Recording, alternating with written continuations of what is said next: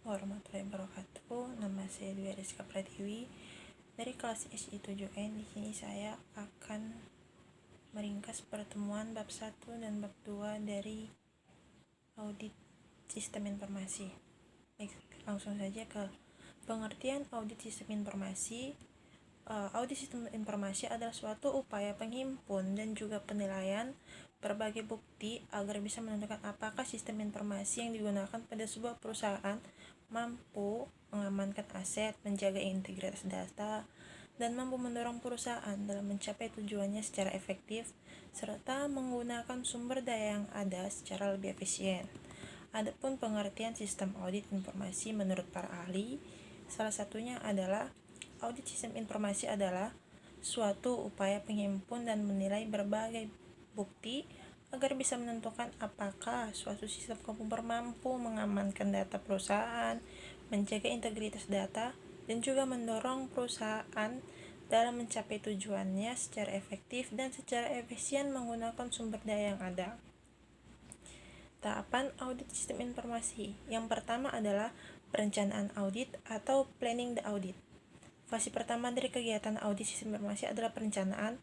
Untuk auditor eksternal, hal tersebut dilakukan dengan melakukan investigasi pada klien agar bisa mengetahui apakah pekerjaan auditnya bisa diterima, menempatkan anggota audit, menghasilkan perjanjian audit yang sudah ditentukan, menghasilkan informasi latar belakang klien, memahami masalah hukum, dan juga menganalisa prosedur yang ada agar bisa memahami bisnis klien dan mengidentifikasi risiko audit di dalamnya. Yang kedua adalah pengujian pengendalian atau test of controls. Dalam tahapan ini, pihak auditor akan melakukan tes kontrol saat mereka mengatakan bahwa kontrol beresiko ternyata berada pada level yang maksimal. Sehingga, mereka akan mengandalkan kontrol sebagai acuan untuk pengurangan biaya testing yang ada. Yang ketiga adalah pengujian transaksi atau test of transaction. Pihak auditor akan memanfaatkan tes atau transaksi yang ada untuk mengevaluasi apakah ada kesalahan ataupun proses yang tidak bisa terjadi pada kegiatan transaksi hingga bisa mengakibatkan kesalahan pencatatan material di dalam laporan keuangan. Yang keempat adalah pengujian keseimbangan atau kelulusan hasil. Agar bisa mengetahui pendekatan apa yang digunakan dalam fase ini, maka yang harus diperhatikan adalah mengamati harga dan kesatuan data perusahaan. Yang kelima adalah penyelesaian atau pengakhir audit. Dalam fase audit terakhir, pihak audit eksternal akan melakukan beberapa tes tambahan atas bukti yang ada agar nanti bisa dijadikan sebagai bahan laporan.